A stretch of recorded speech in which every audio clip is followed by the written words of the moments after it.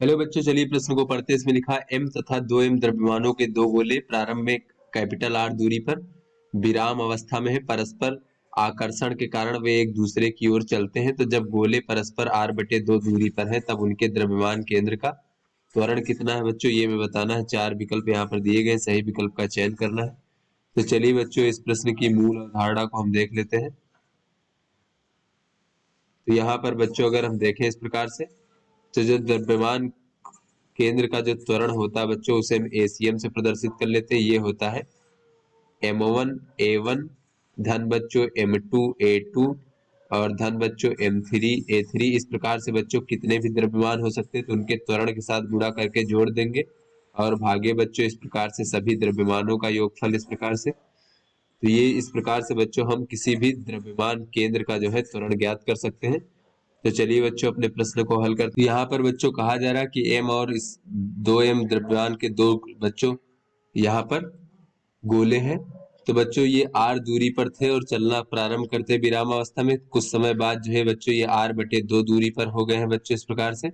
और इस समय द्रव्यमान केंद्र का हमें त्वरण बताना है बच्चों इस प्रकार से। तो यहाँ पर अगर हम देखें तो इस प्रकार से r/2 दूरी पर जो है बच्चों इस समय मान लीजिए कि इस गोले पर लग रहा है बल F इस प्रकार से, और इस पर भी बच्चों उतना ही F बल लगेगा क्योंकि गुरुत्वाकर्षण बल जो है परस्पर आकर्षण बल है इस प्रकार से। तो यहाँ पर इसको हम इस द्रव्यमान को m1 से प्रदर्शित कर लेते हैं तो इसका मान m है, और इसके द्रव्यमान को m2 से प्रदर्शित कर लेते हैं तो इसका मान 2m है बच्चों। और इस जब r/2 दूरी पर है तब इसका त्वरण a1 मान लेते हैं और इसका त्वरण जो है बच्चों हम a2 मान लेते हैं इस प्रकार से। तो यहाँ पर दोनों के बीच में परस्पर जो आकर्षण बल लग रहा है अभी उसको देख लेते हैं बच्चों। तो ये हो जाएगा Gm गुणे 2m भागे दोनों के बीच की दूरी का वर्ग बच्चों इस प्रकार से। तो यहाँ से f का मान अगर हम देखें बच्चों तो ये हो जाएगा हमारा 2 और Gm का वर्ग भागे बच्चों r का वर्ग बटे 4। तो 4 ऊपर जाएगा तो हो जाएगा 8 Gm का वर्ग और भागे बच्चों r का वर्ग इस प्रकार से। तो यहाँ से बच्चों अगर हम त्वरण a1 का मान देखें बच्चों तो a1 की दिशा बच्चों इस बल की दिशा में होगा। तो ये a1 बराबर हो जाएगा हमारा f भागे m1 इस प्रकार से। तो यहाँ पर बच्चों अगर हम देखें तो इसमें f को जब m1 यानी m से भाग दे देंगे तो ये हो जाएगा 8 Gm, एक m से m कट जाएगा और भागे बच्चों r का वर्ग। और बच्चों यहाँ पर अगर हम इस दिशा को धनात्मक में ले लेंगे बच्चों और इस दिशा के त्वरण को या फिर बल को हम ऋणात्मक में ले लेंगे इस प्रकार से। अब इसी प्रकार से a2 बराबर देखें तो ये हो जाएगा f भागे m2। तो m2 का मान 2m है बच्चों, तो यहाँ पर हो जाएगा 4 Gm भागे r का वर्ग इस प्रकार से। और इसकी दिशा इस दिशा में होगी बच्चों इस पर लगने वाली बल की दिशा में। तो यहाँ पर अगर हम देखें कि द्रव्यमान केंद्र का त्वरण कितना हो जाएगा, द्रव्यमान केंद्र का त्वरण,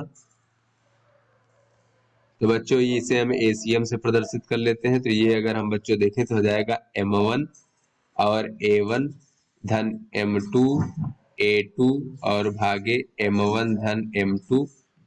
तो यहाँ से बच्चों अगर हम देखें तो m1 का मान m है और a1 का मान बच्चों कितना है, तो a1 का मान जो है इधर धनात्मक दिशा में है बच्चों, और इसका मान कितना है, ये है हमारा 8 Gm भागे r का वर्ग। तो ये हो जाएगा 8 Gm भागे r का वर्ग। उसके बाद धन m2 का मान 2m है और a2 का मान देखें तो ये ऋणात्मक दिशा में है। तो इसे ऋणात्मक में लिखेंगे 4 Gm भागे r का वर्ग माइनस का 4 Gm भागे r का वर्ग और भागे m1 धन m2 यानी कि m धन 2m। तो इस तरीके से देखें तो ये हो जाएगा 8 Gm का वर्ग भागे r का वर्ग और ऋण 8 Gm का वर्ग भागे r का वर्ग और भागे 3m।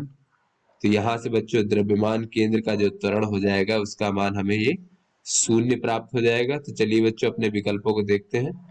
तो ये जो बच्चों हमारा ए विकल्प है ये हमारा सही विकल्प है। तो आशा करते हैं आपको समझ में आ गया होगा। धन्यवाद।